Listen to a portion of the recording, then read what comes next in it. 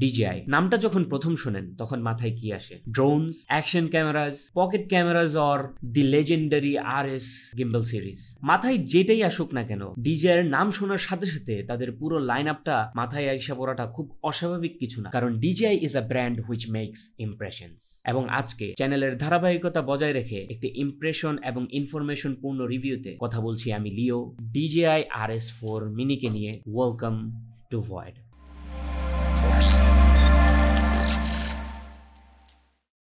আজকের ভিডিওটা শুরু করা যাক আনবক্সিং দিয়ে। DJI RS4 মিনি আসে DJI এর সেই আইকনিক সাদা বক্সেই। বক্সের লিড খুললেই পাবেন দুইটি ছোট বক্স, যার মধ্যে রয়েছে DJI RS4 মিনি গিম্বল, কিছু কাগজপত্র ও sticker, mini tripod, extended handle, base plate, quick release base plate, কিছু কেবল যেমন USB Type-C charging cable and L-shaped multi camera control cable. এছাড়া আছে স্ক্রু কিট, যেখানে দুটা নাট পাবেন। রয়েছে DJI RS intelligent tracking module, যেটা কিনা DJI এর RS সিরিজ গিম্বলের এবারের সবচেয়ে আকর্ষণীয় পার্ট। এটাকে নিয়ে একটা পুরো সেপারেট সেগমেন্টই আছে, ভিডিওটা দেখতে থাকেন, আসতেছি। আসেন এবার গিম্বলটা নিয়ে কথা বলি। DJI RS4 মিনিকে আমি যখন প্রথমবার দেখি তখন আমার রিঅ্যাকশনটা কিছুটা এমন ছিল, এটা মিনি, ডোন্ট গেট মি রং। পরবর্তীতে যখন আমি এর বড় ভাইদেরকে দেখি তখন আমি বুঝতে পারছি ওয়াই DJI কলিং ইট মিনি। দেখেন ভাই, DJI এর স্ট্যান্ডার্ড অনুযায়ী এটা মিনি হইলেও আমার কাছে এটা তেমন মিনি মনে হয় নাই, কারণ বাজারে থাকা আরো যে অপশনগুলো আছে সেগুলোর সাইজও প্রায় এটার কাছাকাছি। DJI RS4 mini DJI RS3 এর সাকসেসর হইলেও এটা আরেকটু ছোট হওয়ার জায়গায় এটা আরেকটু বড় হয়ে গেছে, এন্ড ওজনেও প্রায় 95 গ্রামের মতন বেশি হয়েছে। ডিসপাইট দ্যাট, এই গিম্বলটাকে যখন আপনি প্রথমবার হাতে নিবেন তখন আপনার রিঅ্যাকশনটা এমনও হইতে পারে, কি রে ভাই এত হালকা কেন? কারণ কোনো ধরনের অ্যাক্সেসরিজ বা কোনো ধরনের ট্র্যাকিং মডিউল লাগানো ছাড়াই এটার ওজন 890 গ্রাম। আর যদি এটার ভিতরে আপনি ওই ট্রাইপড, গ্রিপ এন্ড ট্র্যাকিং মডিউলটা লাগান তাহলে এটার মধ্যে অ্যাড হবে প্রায় 159 গ্রাম। বিল্ড কোয়ালিটির কথা বললে গিম্বলটাতে ব্যবহার করা হয়েছে PTFE coated aluminium. PTFE coating এই জিনিসটার সাথে যারা পরিচিত না তারা হয়তোবা টেফলন কোটিং এর সাথে পরিচিত। এটি মূলত একটি অ্যান্টিস্টিক সারফেস কোটিং, যেটি মূলত রান্নার বাসন কাসন থেকে শুরু করে গাড়ি, ইলেকট্রনিক্স, অনেক মেডিকেল ইকুইপমেন্টও ব্যবহার হয়ে থাকে। বিষয়টা আপনাদেরকে বোঝানোর জন্য আরেকটু সহজ করে যদি বলতে হয়, এগেইন এটা একটা অ্যান্টিস্টিক সারফেস কোটিং, যেটা গিম্বলের জন্য একটা ড্রাই লুব্রিকেন্ট হিসেবে কাজ করে, যার কারণে দেখা যায় একটা মেটালের সাথে আরেকটা মেটালের ঘর্ষণ অনেকটাই কমে যায়, ফলে ইউজারের জন্য গিম্বলটা স্টেবিলাইজ করা একটু হ্যাসেললেস হয়। গিম্বলের ভিতরে যে অ্যালুমিনিয়াম আর্মগুলো আছে, এই আর্মগুলো মূলত কাস্ট অ্যালুমিনিয়ামের তৈরি। আর ভালো করে যদি লক্ষ্য করেন, আর্মগুলোর ভেতরের অংশটা ফাঁপা, এবং দেখতে পাবেন DJI এর ভেতর দিয়ে মোটরের কেবলগুলো রাউট করেছে। যদিও এই প্রসেসটা কিছুটা কমপ্লিকেটেড, কাস্ট অ্যালুমিনিয়াম ব্যবহার করার কারণে এটার ভিতরে ম্যাটেরিয়াল কম ব্যবহার করতে হয়েছে। যেহেতু ম্যাটেরিয়াল কম ব্যবহার হয়েছে, এটার ওজনও কম হবে, এটাই স্বাভাবিক, এবং এটাই এর ওজনে কম হওয়ার বিশেষ এক কারণগুলোর মধ্যে একটি।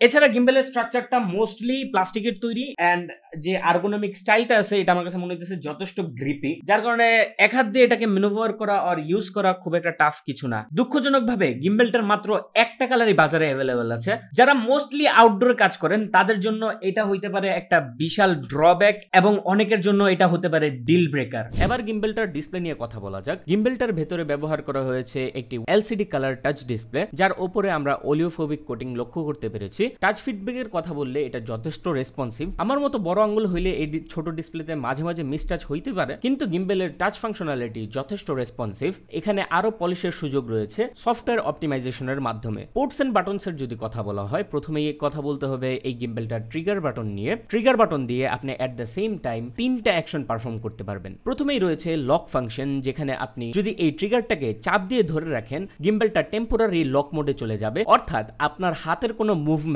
গিম্বলটা আর ফলো করবে না, ঠিক যেই সময় থেকে আপনি এই ট্রিগার বাটনটাকে ধরে রেখেছেন। এছাড়া আপনি এই ট্রিগার বাটনে এই লক ফাংশনের জায়গায় FPV ফাংশনটাকেও প্লে করতে পারবেন।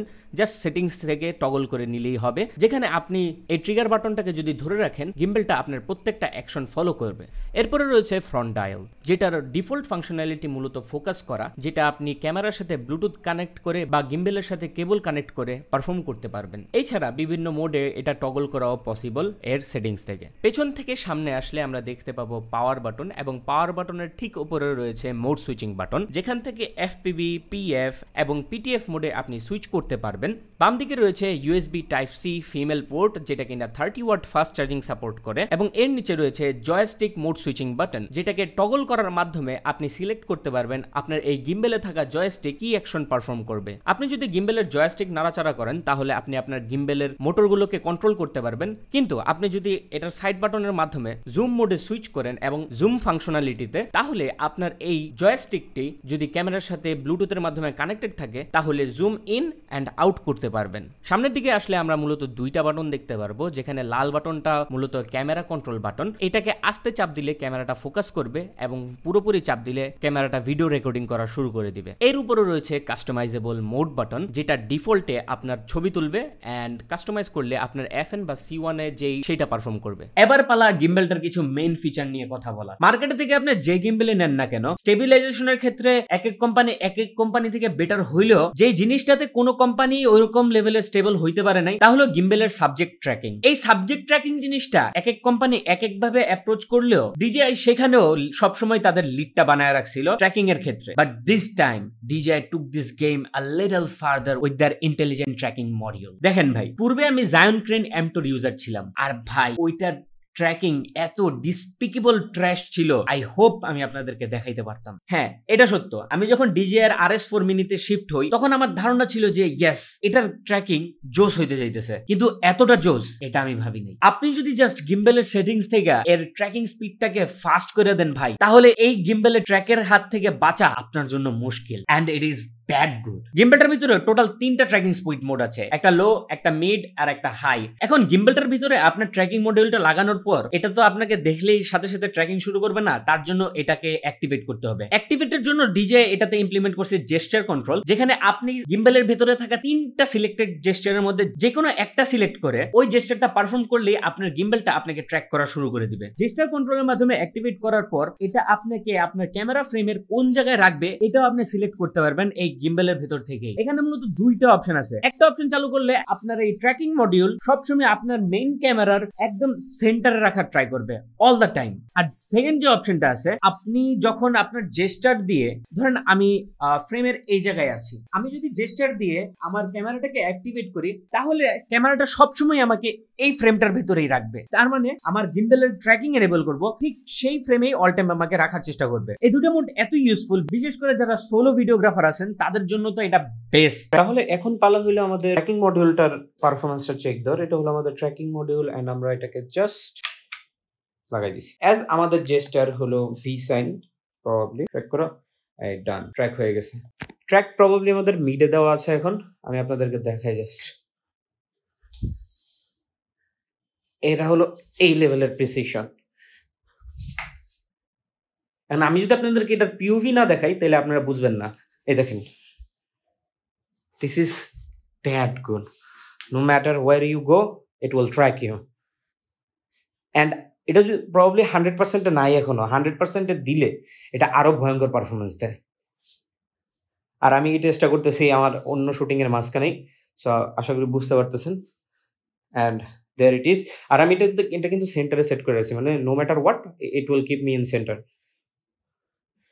তো এটা হলো আর কি প্রিসিশন ট্র্যাকিং। এন্ড আমি আশা করি আপনাদেরকে বুঝাইতে পারতেছি যে এটা কত পাওয়ারফুল DJI ট্র্যাকিং। অ্যান্ড আমি যদি আবার let me turn off the tracking, আবার ভি সাইন দিই, শেষ, ট্র্যাকিং অফ। এই যে রেড সাইন আসবে তার মানে ট্র্যাকিংটা অফ। ট্র্যাকিং এর পর আরেকটা জটিল ফিচার যেটা নিয়ে কথা না বললেই না, ইন আ সেন্স আমার কাছে মনে হয় এটা ট্র্যাকিং এর থেকেও বেশি স্পেশাল একটা ফিচার, তা হলো এর second generation Axis lock. Axis lock জিনিসটা যারা বুঝেন নাই, মূলত গিম্বেলটা যে এভাবে নড়াচড়া করে, এই নড়াচড়াটা যেন আপনি না করে তার জন্য একটা লক থাকে গিম্বেল গুলোতে নরমালি, বাট সেইগুলোকে আপনার নিজের হাত দিয়ে ম্যানুয়ালি আপনার লক করতে হইতো। বাট DJI করছে কি, এই জিনিসটাকে ফুললি অটোমেটিক করে দিছে। আমি পূর্বে যে জায়ন ক্রেন M2টা ব্যবহার করতাম সেটার মধ্যে অ্যানালগ বা আপনার ম্যানুয়াল লকটাই ছিল। দেখা যেত যে ওইটাকে লক করার জন্য আমার হাত দিয়ে লক করা লাগতো, আর আমার মাঝে মাঝে মনেই থাকতো না যে এটাকে লক করতে হইব। তো যখন আমি এটাকে নিয়ে দৌড়াদৌড়ি করতাম বা হাঁটাহাঁটি করতাম তখন দেখা যেতেছে এটা নিজের থেকে ঘোরাঘুরি করতেছে। এই ইনসিডেন্টটা আমার সাথে প্রচুর হয়েছে। আর এই গিম্বেলটাতে এই ফিচারটা থাকার কারণে এখন যা হয়েছে, জাস্ট একটা ক্লিক করলে আপনার গিম্বেল তার আইডিয়াল রেকর্ডিং পজিশনে লক হয়ে যাবে। আর দুইটা ক্লিক করলে এই যে দেখতেছেন এই পজিশনটা, ডাবল ক্লিকে এই পজিশনটাতে আইসা লক হয়ে যাবে। এই জিনিসটা যখন আপনি গিম্বেলটাকে স্টেবিলাইজ করে একদম ক্যামেরা ট্যামেরা সব সেট করে যখন খালি আপনি প্রেস করবেন আর গিম্বেলটা 3টা লক অটোমেটিক আপনার পুরো গিম্বেলটা খুলে যাবে, তখন মনে হবে লিটারালি আপনি ফিউচারে আইসা পড়ছেন। এন্ড এটাতে তখন দেখে মনে হবে এটা ট্রান্সফরমার। এত জোস একটা জিনিস এটা। টিকটক, রিল আর শর্টস এর জগতে ভার্টিক্যাল শুটিং কতটা ইম্পর্টেন্ট যারা করেন তারা জানেন। আমিও মাঝে মাঝে শর্টস ভিডিও ছাড়ি, চ্যানেলটাকে সাবস্ক্রাইব করে রাখলে দেখতে পাবেন আগে কিভাবে গিম্বেল দ্বারা ভার্টিক্যাল শুট গুলা করতো। একটা এল ব্রেকেট কিনতো, তার মধ্যে ক্যামেরাটা লাগাইতো, তারপরে ওই এল ব্রেকেট তার গিম্বেলে লাগাইতো, স্টেবিলাইজ করতো, যেটা খুব কঠিন একটা টাস্ক। তারপরে গিয়ে হয়তোবা একটা মোটামুটি একটা ভার্টিক্যাল শুটের ব্যবস্থা হইতো। কিন্তু ডিজের এই গিম্বেলে এই টাস্কটা এতটাই সিম্পল, আমি আপনাদেরকে দেখাই।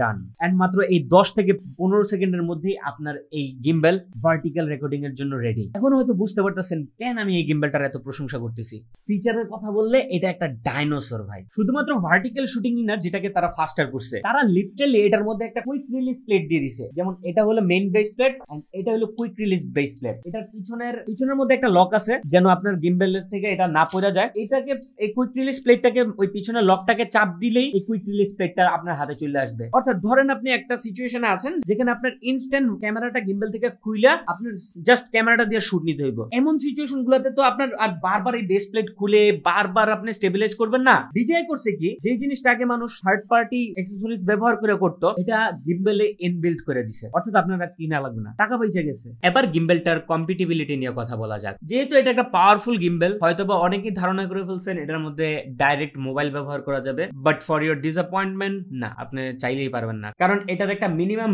ওয়েট রিকোয়ারমেন্ট আছে, যেটা হলো 400 গ্রাম। এখন আপনি একটা ফোন হোল্ডার এবং ফোনের মাধ্যমে হয়তোবা এটাকে 300 গ্রামের আশেপাশে আনতে পারবেন, বাট 400 গ্রাম না। এন্ড যখন 400 গ্রাম আনতে পারবেন না, তখন গিম্বেলটা একটা উল্টাপাল্টা বিহেভিয়ার করবে। কিন্তু এটা সলিউশন হলো ডিজিআই নিজস্ব হোল্ডারটা ব্যবহার করা আর আপনার জুগার তৈরি করা। ধরেন আপনি একটা হোল্ডার নিলেন, ওটাকে একটু ভারী করে নিলেন আর কি, 400 গ্রামের কাছাকাছি, নয়তোবা আপনার ওই ডিজিআই এর হোল্ডারই কিনতে হবে। আর ওইটা মনে হয় না আমার কাছে মার্কেটে পাওয়া যায়। এছাড়া এটার ম্যাক্সিমাম পেলোড ক্যাপাসিটি হলো অ্যারাউন্ড 2 কেজি। কিছু কিছু ইউটিউবারদেরকে দেখলাম এখানে নাকি তারা 2 কেজির বেশি কিছুটা ওয়েট ব্যবহার করছে এন্ড এটা আরামসে সেটা হ্যান্ডেল করতে পারছে। বাট আমি ওটা মোটেও রেকমেন্ড করবো না, কারণ মোটরগুলো কাইটা যাওয়ার তীব্র সম্ভাবনা থাকবে তখন। 2 কেজি পেলোড ক্যাপাসিটি হতে সনি A7 Mark IV এর মতন ক্যামেরা প্লাস একটা 75mm এর লেন্স, লাইক ভিলট্রক্স এর লেন্স গুলো আছে, ওইগুলো অনেক হেভি হয়ে থাকে, যেহেতু কনস্ট্রাকশন মেটাল হয়ে থাকে ওইগুলার। ওইরকম একটা সেটআপ আরামসে এটার মধ্যে করাইতে পারবেন। আনফরচুনেটলি এটার মধ্যে আর কি ওই যে জুমিং ডায়ালের অপশন গুলো নাই, যেটা RS4 এ আছে। আর এটা আমাদের কাছে মনে হয় না লাগবে, কারণ এর ভেতরে কানেক্টিভিটির অপশন আছে, যেটার মাধ্যমে আপনি আপনার ক্যামেরার সাথে কানেক্ট করে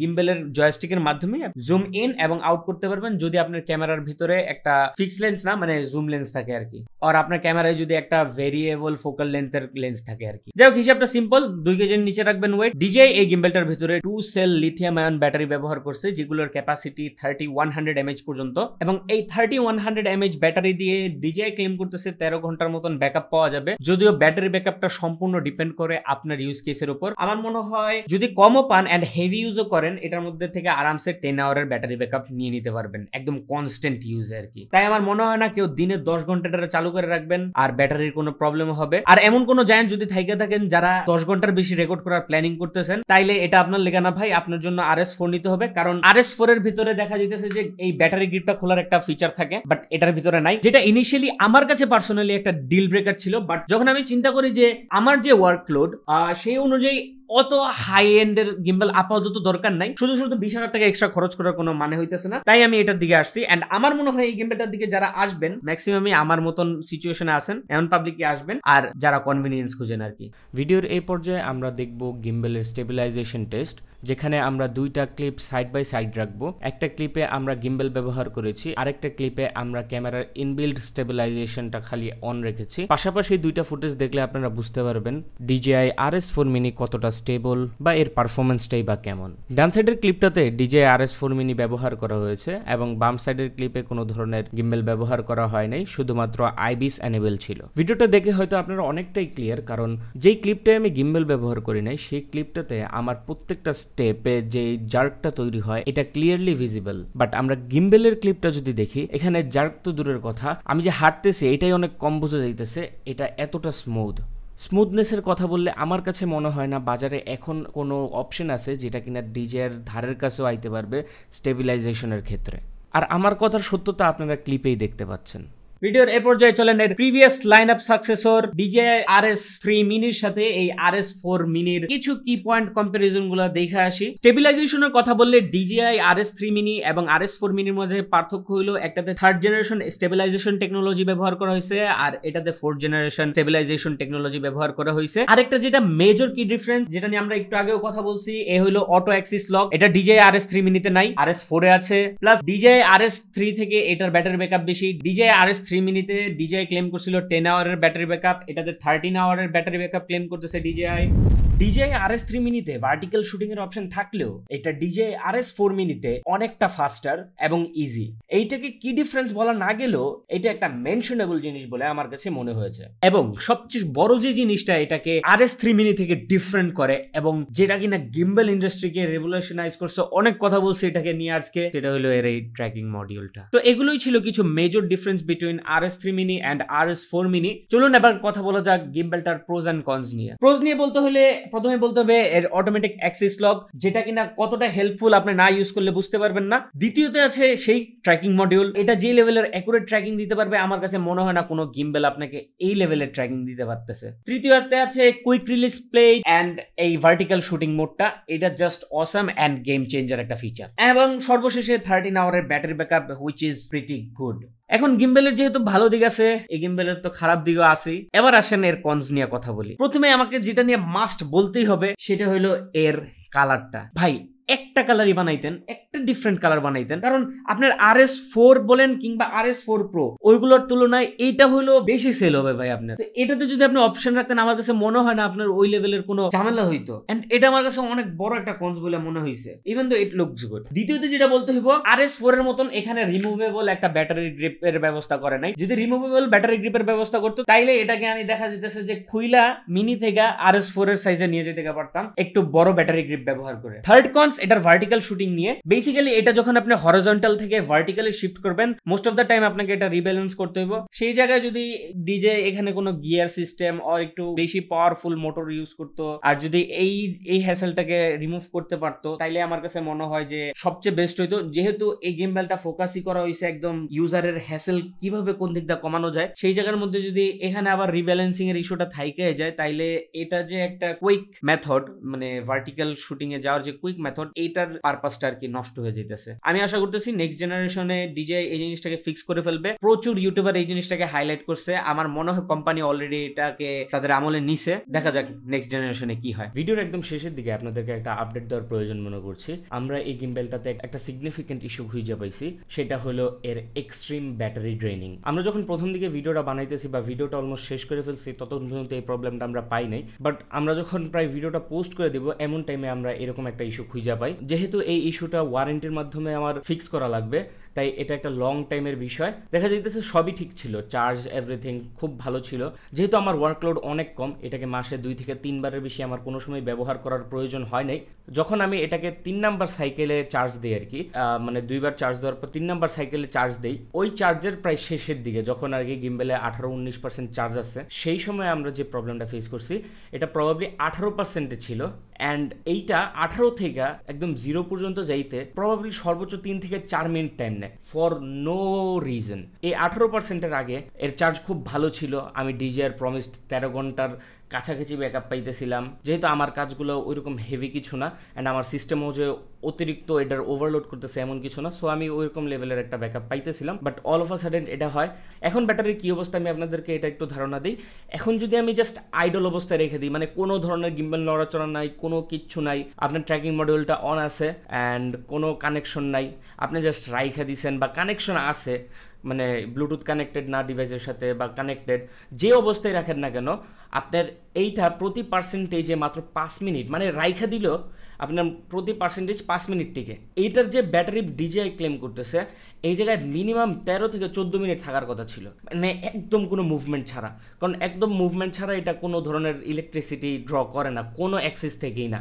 কারণ এটাকে আমরা ব্যালেন্স করে নিই, যেখানে আইডিয়াল অবস্থায় মোটরের উপর কোনো ধরনের প্রেশার পড়ে না। বাট এইটার মধ্যে লিটারালি 5 থেকে 6 মিনিটে 1% চলতেছিল, তার মানে ব্যাটারি কোনো কারণ ছাড়াই ড্রেন হইতেছে। মনে রাখবেন এটা কিন্তু আমরা মাল্টিপল টাইম টেস্ট করছি অ্যান্ড মাল্টিপল ওয়েতে টেস্ট করা হয়েছে, যেখানে আমরা দেখতে পাইছি যে যেভাবেই আপনি এটারে ইউজ করেন না কেন সর্বোচ্চ গেলে 1 মিনিট বেশি ব্যাকআপ পাবেন আর সর্বনিম্ন গেলে 1 মিনিট কম ব্যাকআপ পাবেন। লাইক আমরা 4 মিনিটের ব্যাকআপ পাইতেছিলাম এটা থেকে। আর এক্সট্রিম ইউজে যেখানে আমি ট্র্যাকিং মডিউল অন রাখছি, মোবাইলের সাথে কানেক্টেড, ক্যামেরার সাথে কানেক্টেড, এইরকম সিচুয়েশনে 3.5 মিনিটের মতন পার পার্সেন্টেজে আমি ব্যাকআপ পাইতেছিলাম। সো এখানে এত সিগনিফিকেন্ট লেভেলের ব্যাটারি ড্রেন হইতেছে। আর এখানে আমার পাওয়ার কথা ছিল পার পার্সেন্টেজে 8 মিনিটের ব্যাকআপ পাওয়ার কথা ছিল, তো ওইটা আমরা পাচ্ছি না। সো আমরা চেষ্টা করতেছি যে এই ইস্যুটাকে কোনোভাবে ফিক্স করা যায়নি, যেহেতু এটা ওয়ারেন্টি পিরিয়ডের ভিতরে আছে। ডিজে এর কাছে পাঠাইলে ডিজে আদৌ এটা ফিক্স করে দেয় নাকি, এটাই আমাদের দেখার পালা। আদৌ কি আমরা ফিক্স পাইছি নাকি, এটার একটা আপডেট ভিডিও আসবে। যদি আপডেট ভিডিওটা আইসা থেকে অলরেডি আপনার ডিসক্রিপশনে লিঙ্ক পেয়ে যাবেন, আপনারা যা দেখে আসতে পারেন। আর যদি কোনো ধরনের লিঙ্ক না থাকে তার মানে আমরা কোনো সলিউশন এখনো পাই নাই। চলুন আমরা আমাদের অরিজিনাল ভিডিওতে ফেরত যাই।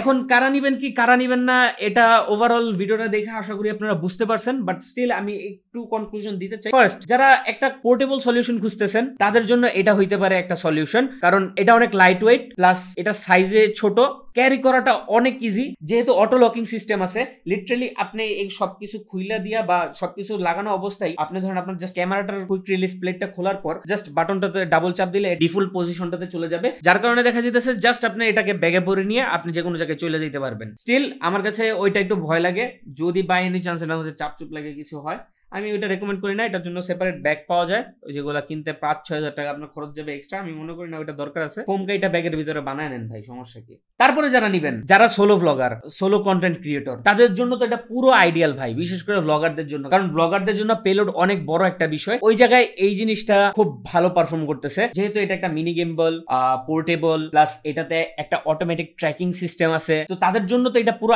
আইডিয়াল একটা সিস্টেম। এখন কি আমি এটাকে প্রফেশনালদেরকে নিতে বলবো? ধরেন আপনি প্রফেশনালি কাজ করবেন, আপনার কি এই গিম্বলটা নেওয়া ঠিক হবে? সেই ক্ষেত্রে আমি বলবো যে সব ক্ষেত্রে না। ধরেন আপনার কাজ যদি 40 to 50% জাস্ট গিম্বলের উপর বেসড হয়, তাহলে আপনি এই গিম্বলটা নিতে পারেন। বাট আপনার কাজ যদি একদম 100% বা 90% গিম্বলের উপর হয়ে থাকে, তাইলে আমি বলবো এর বড় ভাই RS4টা নিতে। ওইটার মধ্যে বেশি ফিচার, বেশি ব্যাটারি ব্যাকআপ, ওভারঅল সবকিছুই টুকটাক বেশি আছে, যার কারণে দেখা যাইতেছে ইভেন্চুয়ালি গিয়ে ওইখানে যে প্রফেশনালদের জন্য অ্যাডভান্স ফিচার আছে ওইগুলো আপনার অনেক প্রয়োজন হইতে পারে সাম কেসে, যেগুলো এটার ভিতরে নাই। তাই আমি বলবো RS4টাকে নিতে। যদি বাজেট ইস্যু থাকে ইটস টোটালি ফাইন, আপনি নিতে পারেন, বাট আপনি যদি পারেন why not RS4 R RS4 Pro। তো আজকের মতন আমি এখান থেকেই বিদায় নিতেছি, আর এই গিম্বেলটাকে 10-এ 8.5 দিতেছি। খুব গরমে ঘামায়া অবস্থা চরম। চ্যানেলটাকে সাবস্ক্রাইব করে রেখে দেন, ইনশাল্লাহ আপনাদের সাথে পরের কোনো নতুন ভিডিওতে দেখা হয়ে যেতে পারে। আল্লাহ হাফেজ।